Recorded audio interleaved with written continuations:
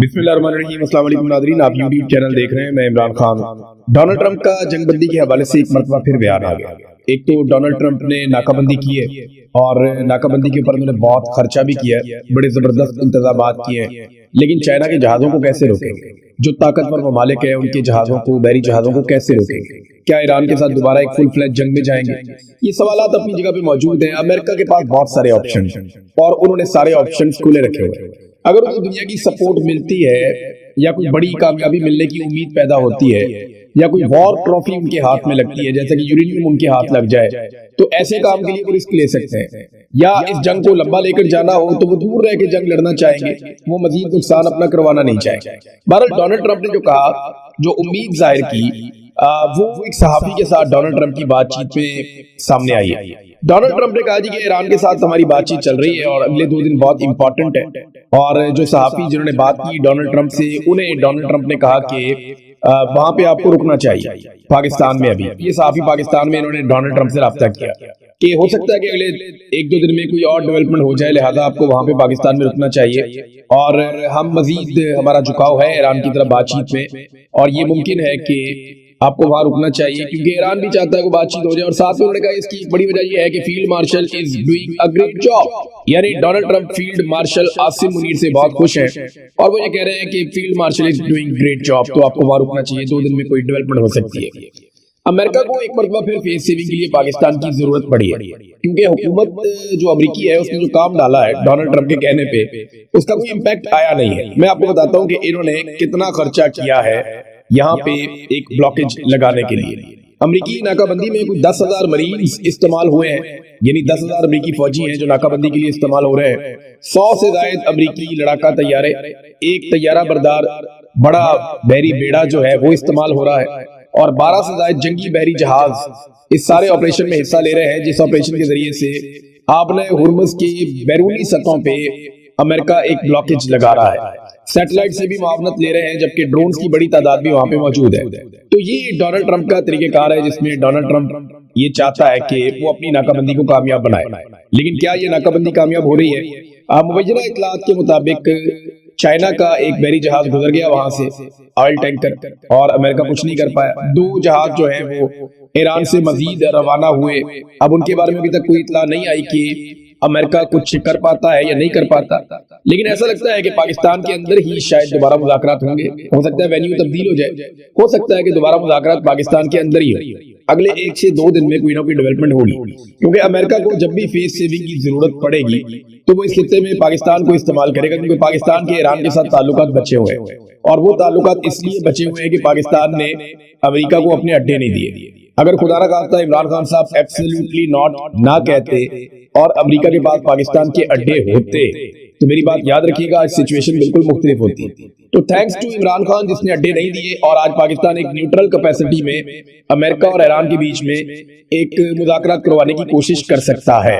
बहरहाल पाकिस्तान कितनी face saving दे सकता है अमेरिका को, पहले भी पाकिस्तान ने पूरी कोशिश की है। ऐसा लगता है कि 2 दिन में दोबारा से पाकिस्तान में फिर मेला शेला लगेगा और फिर खबरें पाकिस्तान के अंदर से निकलेंगी। उम्मीद की जा सकती है कि कोई अच्छी सेंस प्रिवेल करे और अमेरिका और ईरान किसी ऐसे नतीजे में पहुंचे जिसके जरिए से जंग बंद हो जाए।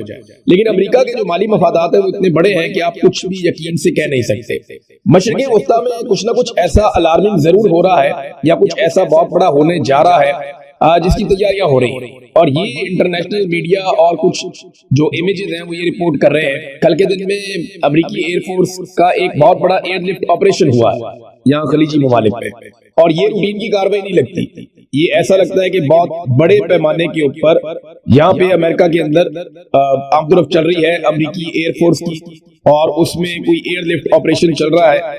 अब देखिए कौन सी चीजें लाई जा रही हैं, कौन सी चीजें ले जाई जा रही हैं। तो मशरिक़ी वस्ता में जो चीजें हो रही हैं उस पर रशिया का एक स्टेटमेंट आया। रूसी सलामती काउंसिल का कहना है कि अमेरिका और इसराइल मुज़ाकरात को ईरान के खिलाफ जमीनी ऑपरेशन की तैयारी के लिए इस्तेमाल कर सकते हैं और एक एजेंसी के मुताबिक अमेरिका खित्ते में अपनी फौजी मौजूदगी में इजाफा कर रहा है। 82वीं एयरबोर्न डिवीजन के दस्तों के साथ साथ एक और असॉल्ट जमीनी और बहरी हमला करने वाली और एक फोर्स है वो, और तैयारा बरदार बहरी बेड़ों की जंगी ग्रुप तनाज़े वाले इलाके में भेजे जा रहे हैं। यानी वो कह रहे हैं इस तनाज़े वाले इलाके में बहुत सारे अमरीकी हथियार, उनके बेड़े, उनके फौजी और लड़ाइयों में हिस्सा लेने वाले मुख्तलिफ हथियार वहां पे पहुंचाए जा रहे हैं। पैगाम में कहा गया कि इनके बहिरा अरब में पहुंचने का मुतवक्के वक्त बिल्कुल करीब है, बिल्कुल वही है जब 2 हफ्तों की जंगबंदी खत्म हो रही है। यानी ये रूसी सलामती कौंसिल ने इसके ऊपर इशारा दिया और उन्होंने कहा कि अमेरिकी हथियार और अमेरिका की बहुत सारी चीजें मशरिकी वस्ता में पहुंच रही हैं। और साथ ही साथ मैंने आपको बताया कि कुछ इमेजेस भी सामने आए हैं और सैटेलाइट के जरिए से भी ये चीजें क्लियर हुई हैं कि मशरिकी वस्ता में एक्टिविटीज तेज हुई हैं। और ये भी रशिया की जानिब से दावा किया गया, रूसी सलामती कौंसिल की जानिब से जो दावा किया गया वो ये है कि 2 हफ्तों की डेडलाइन जिस वक्त खत्म हो रही होगी उस वक्त अमेरिकी हथियार और साजो सामान फौजियों समेत बहुत बड़ी तादाद में मशरिकी वस्ता में पहुंच जाएगा। ये एक बड़ा खेल हो सकता है जिसकी बारे में खबरदार किया है रशिया ने, यानी रूस का ये दावा है। अब देखते हैं कि होता क्या है। चाइना ने एक नया कानून मंजूर कर लिया है क्योंकि चाइना को इस बात का आइडिया हो गया कि हालात उस तरह के नहीं है जिस तरह के पहले थे। चाइना ने जो नया कानून पास किया उसके मुताबिक किसी भी मुल्क ने चीन के माशी मफादात या शहरियों के खिलाफ इकदाम किए तो चीन जवाबी कार्रवाई करेगा, क्योंकि इन्हें इस बात का आइडिया है कि अवाम तो इनके साथ है नहीं, पब्लिक की सपोर्ट इनसे छिन गई और वो इसलिए छिन गई कि एक आदमी डटकर खड़ा हो गया। अब इनकी 2 ख्वाहिशात है, या तो इमरान खान जो डटा हुआ है वो सरेंडर कर दे, इमरान खान बिल्कुल वैसे ही सरेंडर कर दे जैसे अंसारों ने सरेंडर किया था, तो उससे इन्हें लगेगा कि इनकी मकबूलियत कुछ वापस आ जाएगी, या फिर इमरान खान को ऐसे ही दीवार के साथ लगाकर ये एस्टेब्लिशमेंट के जूते पॉलिश करके इसी तरह अपने इक्तदार को तूल देते रहे। 2 इनके पास रास्ते, तीसरा रास्ता इनके पास कोई नहीं है। और जिस इमरान खान को ये झुकाना चाहते हैं उसके 700 दिन मुकम्मल हो गए जेल में, 700 डेज, और ये मुश्किल तरीन जेल है जो इमरान खान ने काटी है। इमरान खान के बदतरीन मुखालिफिन कह रहे हैं कि जी हमने सोचा भी नहीं था कि ये आदमी इस तरह डट जाएगा, इतनी मजबूती के साथ जेल काटेगा, ये इतना बहादुर और दलेर निकलेगा, हमने कभी सोचा भी नहीं था। ये इमरान खान के बदतरीन मुखालिफिन कह रहे हैं ना, कोई और तो नहीं कह रहा। यानी वो अपने लीडर के लिए ऐसा क्लेम नहीं कर सकते, जरदारी के लिए, नवाज शरीफ के लिए जैसी जेल इमरान खान ने काट ली है। ये 700 दिन की मुश्किल तरीन जेल है, किसी और लीडर ने नहीं काटी है ऐसी। और ये जो लोग जेलें काट कर आए हुए हैं इनको इस बात का आइडिया हो गया है कि जब 2 साल मुकम्मल हो जाते हैं ना तो उसके बाद 20 साल भी मुकम्मल हो जाते हैं, फिर उस बंदे को फर्क नहीं पड़ता। जितना वक्त गुजरता है उस आदमी को तोड़ना उतना मुश्किल हो जाता है। मैंने इनको मिलिट्री एस्टेब्लिशमेंट को उस वक्त जब मैं इनकी कैद में था इनको समझाया था कि यू हैव 15 डेज, 15 दिनों के अंदर जाओ और जाकर इमरान खान साहब से मामला अपना तय करो, वो आपको बेइज्जत नहीं होने देगा, वो कोई रास्ता निकाल कर आपको देगा मुल्क के लिए, तो आप जाके उससे मिल लें। तो उस वक्त इनके दिमाग के ऊपर ये खुन्नास सवार था कि जनाब हम ये कर देंगे तो वो कर देंगे, तो वो नशा करता है तो वो पैरों में गिरेगा। मैंने कहा नहीं होगा ऐसा, वो एडजस्ट हो जाएगा। फिर इमरान खान हमने देखा एडजस्ट हो गया, और इमरान खान ने एक जेल से दूसरी जेल में जाने से इसलिए इनकार किया था अटक से अडयाला में कि इमरान खान ने स्टेटमेंट दिया था कि मैं एडजस्ट हो गया हूं, मुझे ना छेड़ो। अब वो आदमी पूरी तरह एडजस्ट हो गया, अब उसे आजादी चाहिए, उसे कैद से रिहाई नहीं चाहिए। रिहाई में और आजादी में बहुत फर्क है।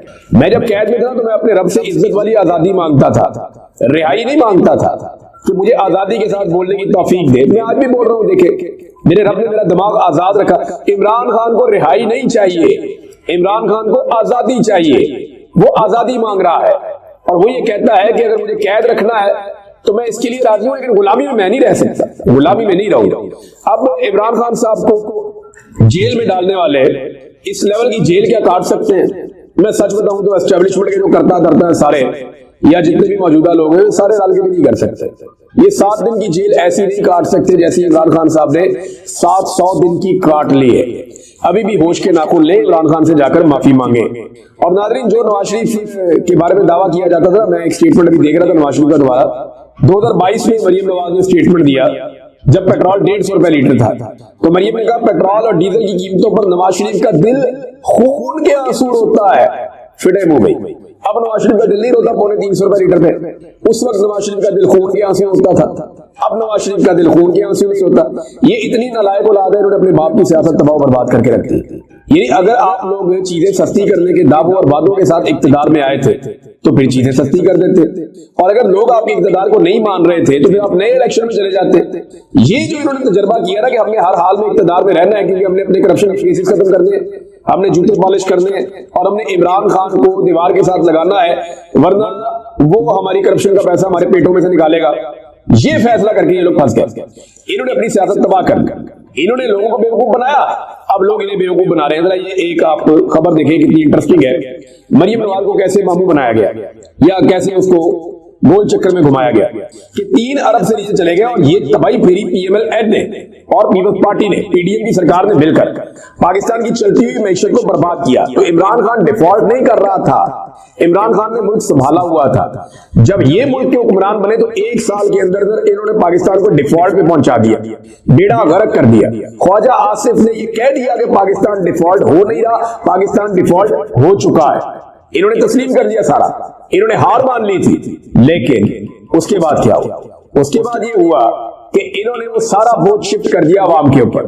آئی ایم ایف نے انہوں نے نئے معاہدے کیے، آئی ایم ایف کے ساتھ انہوں نے نئی قسمیں اور وعدے کیے، اور اس کے بعد انہوں نے ٹیکنوکریٹس کو لا کے فارمولے بنائے، اور ان فارمولوں کے تحت پاکستان کے عام آدمی کے اوپر سارا بوجھ شفٹ کر دیا۔ بجلی مہنگی، پیٹرول مہنگا، کھانے پینے کی چیزیں مہنگی، تمام سبسڈیز ختم، غریب آدمی کے تمام منصوبے ختم، بڑے بڑے ترقیاتی پروجیکٹ ختم، ہر چیز ختم کر کے بیڑا ہی غرق کرنے کے بعد، ملک کی اکانومی کا مکمل پٹھا بٹھانے کے بعد، عام آدمی کا خون نچوڑ کے انہوں نے وہ پیسہ اکٹھا کیا اور دکھایا دنیا کو کہ ہم ڈیفالٹ سے بچ گئے۔ یہ انہوں نے کیا۔ پہلے اچھے خاصے چلتے ہوئے ملک کو ڈیفالٹ تک لے کر گئے، پھر اس ڈیفالٹ کو یا اس سے بچنے کے لیے عام آدمی کو ڈیفالٹ کر دیا پاکستان کا، عام آدمی کا پاکستان کے انہوں نے دیوالیہ نکال دیا۔ یہ انہوں نے پاکستانیوں کے ساتھ کیا ہے۔ عمران خان صاحب نے آج بہت سارے ابہام اور بہت ساری کنفیوژنز ختم کر دی ہیں۔ قیدی نمبر 804 کہاں پہ کھڑا ہے اور کس شدت کے ساتھ کھڑا ہے، یہ میں آپ کو اس ویڈیو میں بتاتا ہوں۔ ماشاءاللہ general Asim Munir field marshal بن گئے۔ ویسے بہتر تھا کہ وہ فیلڈ مارشل کی جگہ خود کو بادشاہ کا ٹائٹل دیتے۔ اب اس کا مطلب یہ ہے کہ انہوں نے فیلڈ مارشل کا ٹائٹل بھی خود کو، عمران خان صاحب کے بقول جنرل عاصم منیر نے اپنے آپ کو فیلڈ مارشل کا ٹائٹل خود ہی دیا۔ اور ویسے یہ بات سچ بھی ہے، کیا پدی اور کیا پدی کا شوربہ۔ یہ حکومت بنائے گی عاصم منیر صاحب کو فیلڈ مارشل، عاصم منیر صاحب ان کو جو کہیں گے یہ وہی کریں گے۔ وہ نہیں کہیں گے کہ عاصم منیر صاحب کو یہ بلانا شروع کر دیں، وہ بلانا شروع کر دیں گے۔ یہ حکومت انہی کے مرہون منت ہے، انہی کے کنٹرول میں ہے۔ ایکچولی اس ملک کے اندر جس کی حاکمیت ہے وہ تو ملٹری اسٹیبلشمنٹ ہے۔ یہ بیچارے سیاستدان کیا بیچتے ہیں، ان کے پلے کاک بھی نہیں ہے، یہ سارے کے سارے کانے ہیں۔ ان کو لا کر بٹھایا گیا ہے جعلی سیٹوں کے اوپر، جعلی فارم 47 کے اوپر۔ تو عمران خان نے کہا کہ وہ فیلڈ مارشل کی جگہ خود کو بادشاہ کا ٹائٹل دیتے، کیونکہ اس وقت ملک میں جنگل کا قانون رائج ہے، اور جنگل کے قانون میں تو بادشاہ ہوتا ہے۔ میرے ساتھ جو ڈیل کی افواہیں پھیلائی جا رہی ہیں، کوئی ڈیل نہیں ہوئی، نہ ہی ڈیل کے حوالے سے بات چیت جاری ہے، یہ سب جھوٹ ہے۔ ہماری فورسز خصوصاً ایئر فورس نے جس طرح مودی کے عزائم کو ناکام بنایا، اس کے بعد مجھے خدشہ ہے کہ اب مزید حماقت کرے گا، جس کے لیے ہمیں بطور قوم تیار رہنا ہے۔ میں خود اسٹیبلشمنٹ کو دعوت دے رہا ہوں کہ اگر پاکستان کے مفاد میں بات کرنا چاہتے ہیں، پاکستان کی فکر ہے، تو آ کر بات کریں۔ اس وقت ملک کو بیرونی خطرات، بڑھتی ہوئی دہشت گردی اور معیشت کی بحالی کے لیے اکٹھا ہونا پڑے گا۔ میں نہ پہلے اپنے لیے کچھ مانگ رہا تھا، نہ اب مانگوں گا۔ پاکستان میں اس وقت ایسا ماحول بنا دیا گیا ہے